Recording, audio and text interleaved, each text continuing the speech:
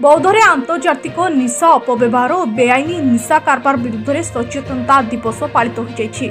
आज बौद्ध सहर स्थित बन्या आश्रयस्थली यह अवसर में एक वक्तृता चित्रांकन और रचना लिखन प्रतियोगिता बौद्ध जिला प्रशासन पक्षर आयोजित होता। एथिरे विभिन्न विद्यालय और महाविद्यालय छात्र छात्री माने अंशग्रहण करथिले। ଏହି କାର୍ଯ୍ୟକ୍ରମରେ ଜିଲ୍ଲା ସାମାଜିକ ସୁରକ୍ଷା ଅଧିକାରୀ ରାଜେନ୍ଦ୍ର କିଷାନ, ବ୍ଲକ ସାମାଜିକ ସୁରକ୍ଷା ଅଧିକାରୀ ଅଶ୍ୱିନୀ ପାଣ୍ଡେ, ବୌଦ୍ଧ ସୂଚନା ଓ ଲୋକ ସମ୍ପର୍କ ଅଧିକାରୀ ରୀତାକାନ୍ତି ବଳିଆର ସିଂଙ୍କ ସମେତ ବହୁ ବିଦ୍ୟାଳୟର ଶିକ୍ଷକ, ଅଭିଭାବକ ଓ ଛାତ୍ରଛାତ୍ରୀମାନେ ଯୋଗ ଦେଇଥିଲେ। ମୋ ନାଁ ତୃପ୍ତିମୟ ଭଞ୍ଜ। ମୁଁ କେନ୍ଦ୍ର ବିଦ୍ୟାଳୟ ବୌଦ୍ଧର 11th କ୍ଲାସର ଜଣେ ଛାତ୍ରୀ।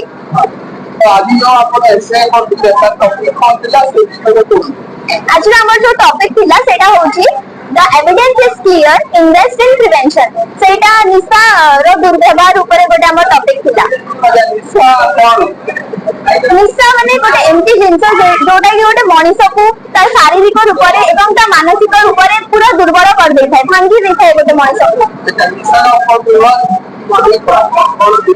निशार अपव्यवहार माने जेमते कि हमर माने बहुत सारा ड्रग्स हुए, गोटे गोटे ड्रग्स जोटा कि मेडिसिन यूज करबा पई होई थाए, सेटा भलो काम रे लगेबा दरकार। किंतु आज काली माने लोक माने कोन करंती सेटा को जेमते बहुत सारा एंटीबायोटिक्स थाए ताको से माने ड्रग्स हिसाब रे यूज करंती जोटा कि ताको निज शरीर रो मध्ये बहुत हानि करथाय। अच्छा किछि एमती किछि ड्रग्स कोन जा लोक माने अपव्यवहार करथि ना औषध आंका लोक माने को अपव्यवहार करथि हिसाब बोलि कोन जेमते किछि एंटीबायोटिक्स हला जेमते हमर ज्वर ही थाए कि कर्कट रोग पई भी जो माने बहुत सारा एंटीबायोटिक्स माने बने थाने ताको ठीक करिवा पई सेटा को लोक माने तार दुर्व्यवहार करि कि ताको एज अ ड्रग्स यूज करथि जोटा कि हमर सोसाइटी आ हम देश ऊपर भी बहुत सारा माने खराब प्रभाव पकोछि।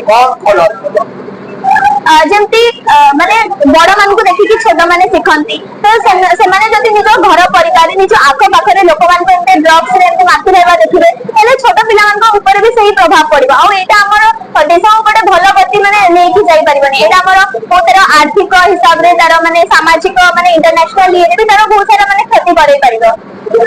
आपण कहउछन कि आर्थिक मानसिक गति करते व्यक्ति पूरा जीवन लाइफ। आज्ञा धन्यवाद।